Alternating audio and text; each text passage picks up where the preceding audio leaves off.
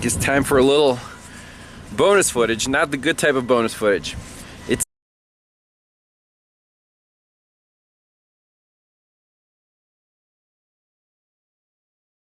still slightly shaking at idle, still setting.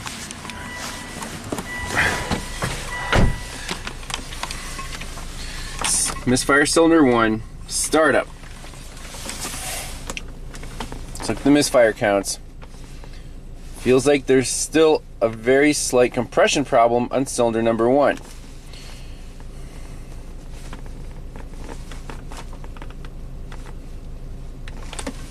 Right there, see?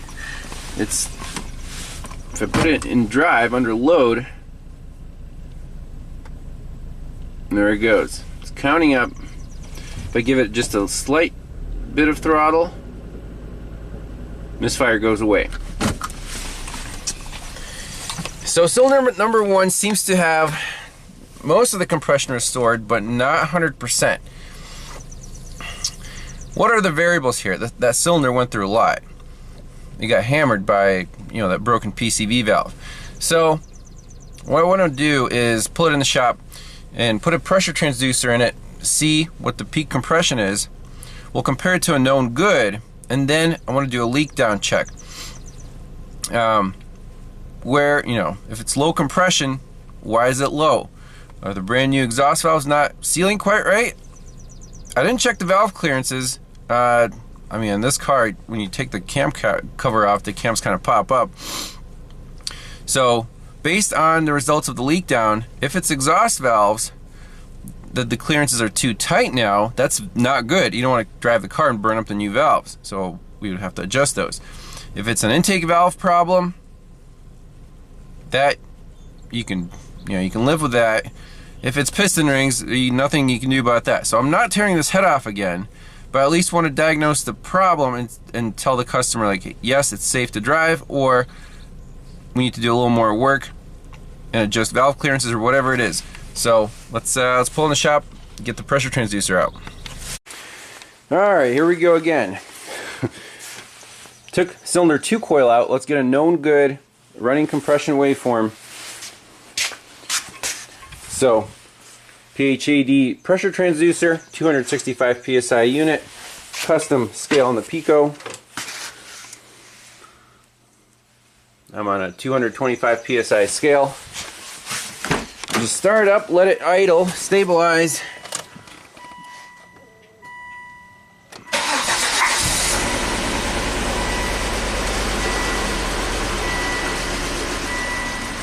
There we go, it's stable. I'm going to rev it up once.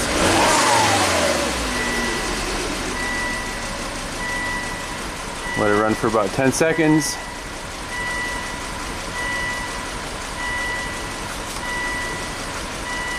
And shut her down.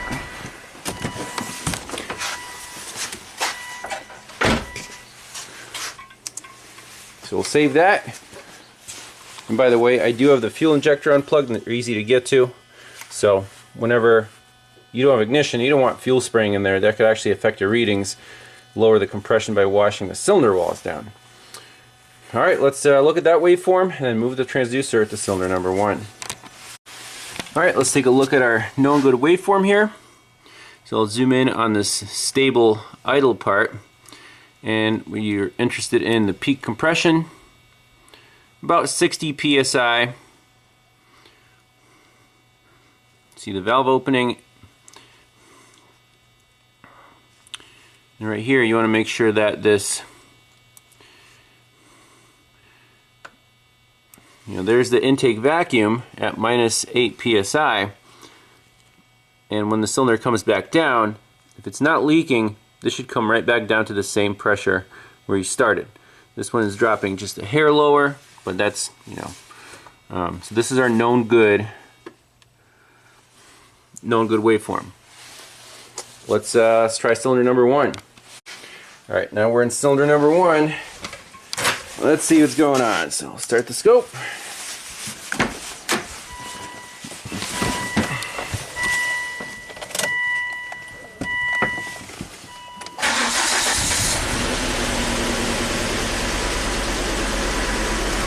We'll let it stabilize.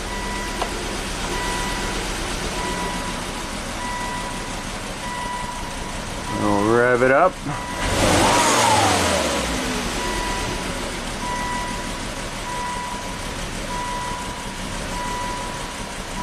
Now it's kind of surging up and down a little bit. That should be enough.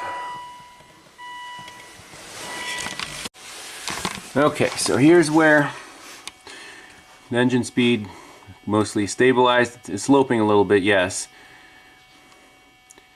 So you can see the peak compression here, instead of 60, we're down to about 45. And right here, if we bump up our scale, yes, this is dropping below where it started by, oh, let's see here,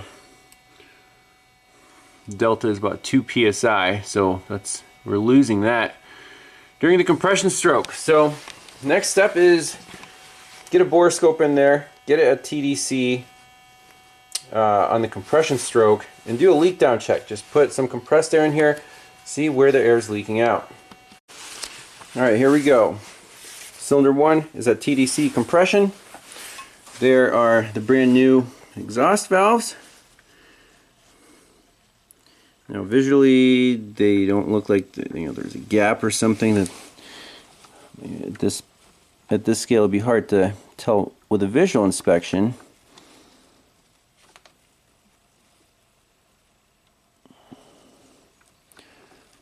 Intakes, it's a little carboned up. Again, I don't see any obvious signs there. Let's do a leak down. Put some compressed air in there. If it's coming out the tailpipe, or is it coming out the intake, or is it going to the crankcase? 3 options here. Alright, got a pressure regulator. Let's turn it up.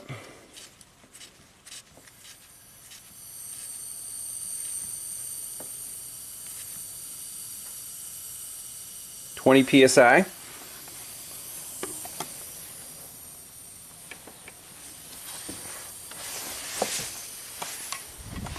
See if anything's coming out the exhaust pipe.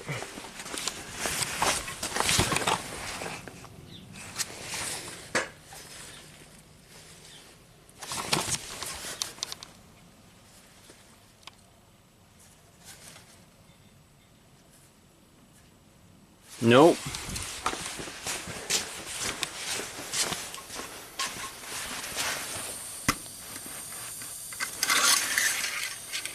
Coming out the crankcase.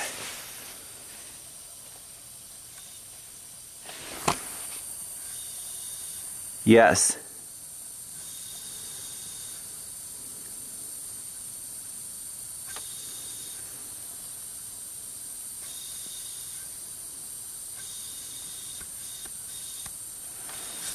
Okay, so nothing we can do about that. That's because the cylinder walls were beat up.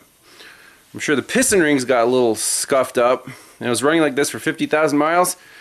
So in this case, there's nothing we can do to make this car run any better, but it runs like 90% better. So I think the job was worthwhile. The exhaust valve should not burn again, since it's actually sealing all the way around. This sucker will keep on going and going and going. So that makes me feel good. And that's it. That was the bonus footage. Thanks a lot for watching. We'll see you next time. Bye-bye.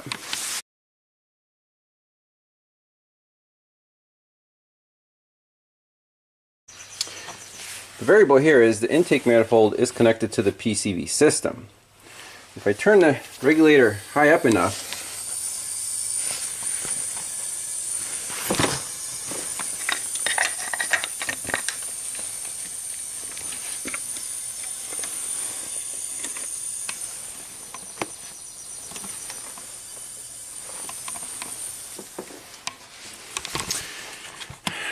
maybe the intake valve was also damaged, so I should have replaced all 4 valves. However, the exhaust valve won't burn now because it's making full contact. So still, I'm not taking this car apart anytime soon. Again, I guess that's, you don't see very often engine mechanical damage, you know, for low compression.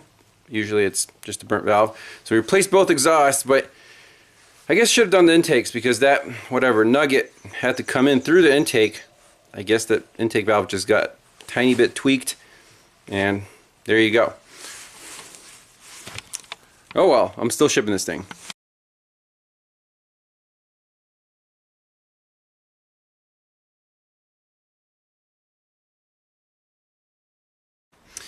So it's the next day. The customer has been driving his Volvo for one day, and he said it's running worse again.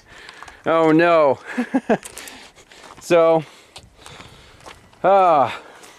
let's scan it for codes. Let's see how it runs. Do a follow-up diagnosis. Maybe the car just wants to be fixed the whole way, not just halfway. So we have misfire, cylinder 1, 2, 3, 4, 5. Like all the cylinders. Okay. So let's go into live data, look at the misfire counters.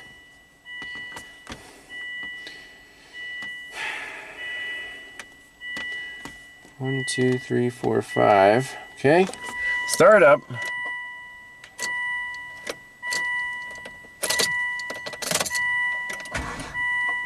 What is this?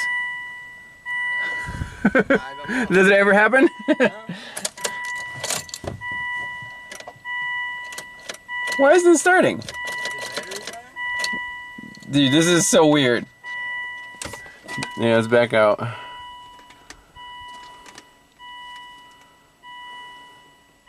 Okay. Turn it off. Let it go to sleep.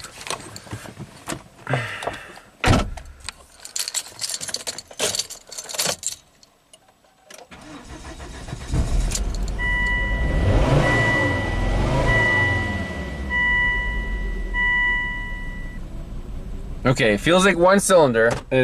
I'm sure it's going to be cylinder number 1.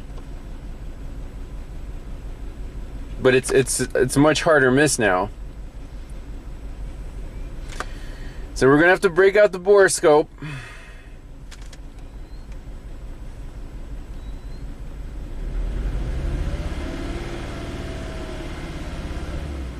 Why is cylinder 2 counting up?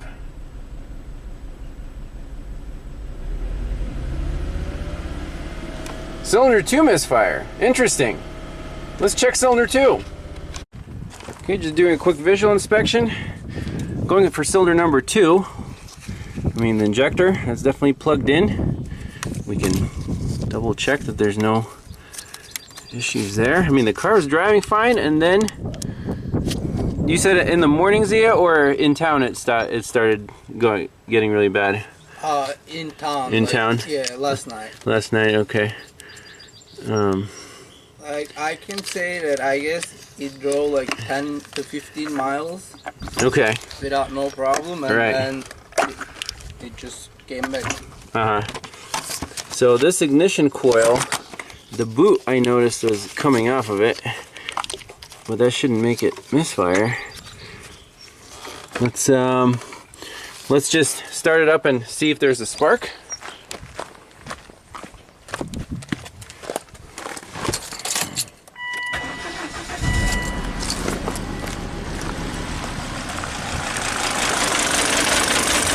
Really not happy. Oh, no spark. Yay. That's good news. Let's swap ignition coils 1 and 2. Maybe it's just a bad ignition coil. Okay, I swapped coils 1 and 2. Let's start it up again.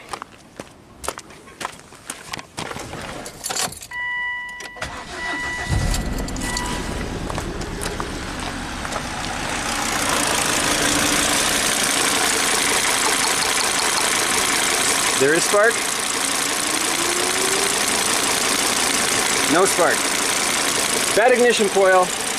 So owner will leave it here. We'll get a new coil, and then he'll be back to almost perfect. Are you happy, Zia? Yes. All right, man. Whew. So Fisher Auto Parts brought us a standard Motor Products ignition coil.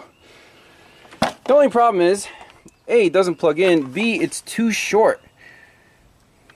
See, the boot's too short, and then the plug, it's close. It looks like it should fit, but the spacing on the bottom of the 3 little plastic grooves is way narrower than on this one. So it's not going to plug in to this connector. Trust me, I tried. Very frustrating for the owner. We're going to have to get an OEM coil somewhere online.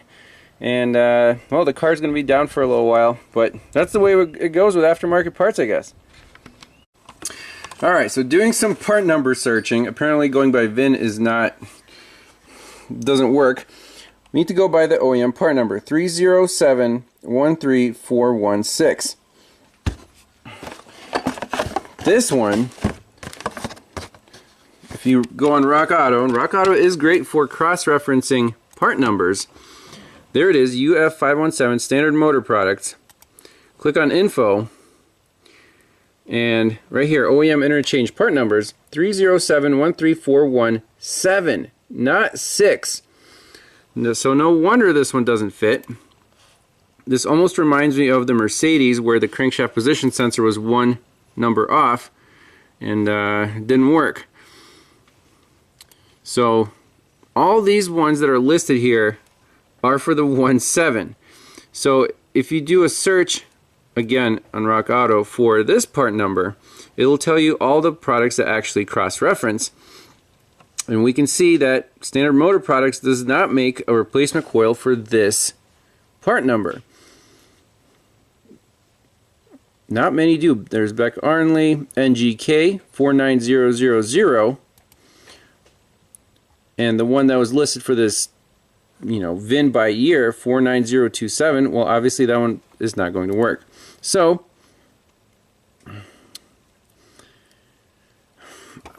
in the Fisher's catalog, I did the same thing, cross-reference, and this comes up, Delphi GN10334.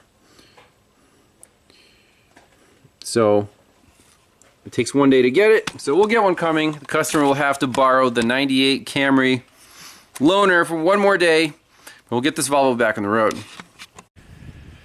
Alright, next day, Fisher Auto Parts delivered the right part number. So the issue here was the catalogs are just wrong. You have to manually, like if you go to FCP Euro, then you do get the right part. So this will be the correct replacement. I also ordered 2 OEM replacements just to have in stock, because if one coil goes, the other ones are probably not too far behind. So let's just compare. See, this coil is just coming apart anyways.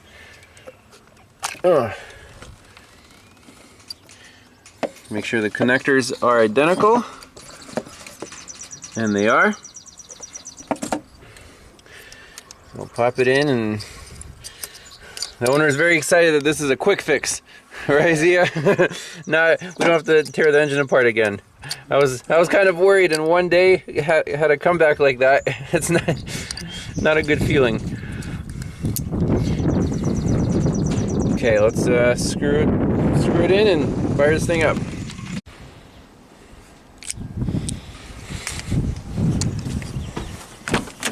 All right, Volvo. Please run smoothly.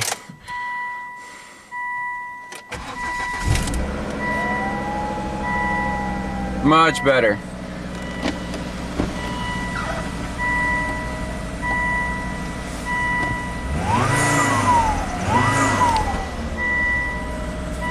I like it. All right, we'll button it back up, take it for a spin. All right, man, give her the turbo. Yeah. This is how you're supposed to look in a Volvo. Yeah, it doesn't feel the same at all. It feels like an airplane again? Yeah. Oh yeah. Man, it just keeps going and pulling and pulling. Yeah. So it works great. So thankfully, I wouldn't say that's a comeback, it's just another separate issue that happened right after the big repair. Not a good feeling, but luckily it was just an ignition coil, and we'll have more in stock if the other ones go. So thanks a lot for watching, and we'll see you next time. Bye-bye.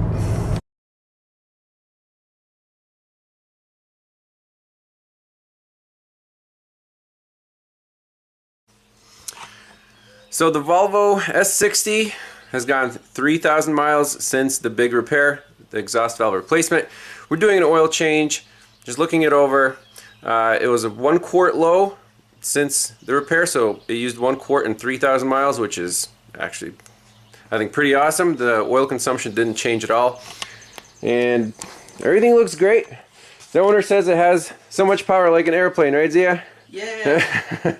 So he's enjoying driving it. I took off the plastic cover here. There is an oil leak coming from, it looks like, from this exhaust VVT solenoid. It's kind of dripping over the back of the engine and filling up a couple spots in the head cover. So I want to remove that, check the seal, maybe put a little RTV on there, or I guess it needs a new gasket, so we can order one. But minor stuff. This car is running great. Alright, let's remove.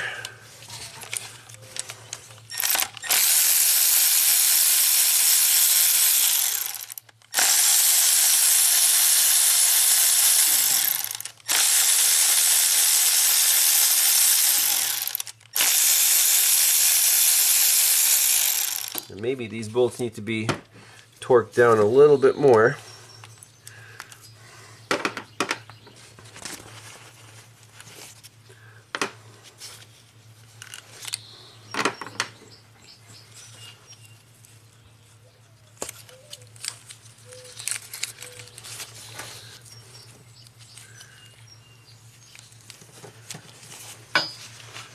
And make sure the surface is absolutely clean.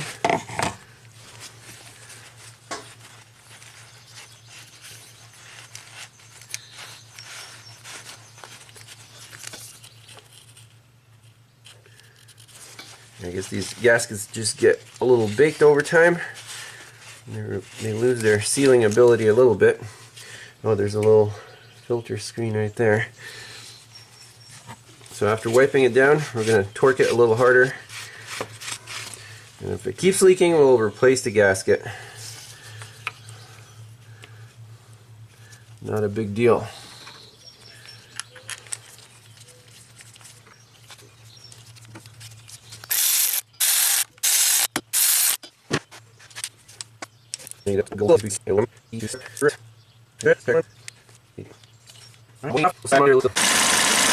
Alright. No obvious leaks, but we'll find out in a few thousand miles if we get oil cooling here.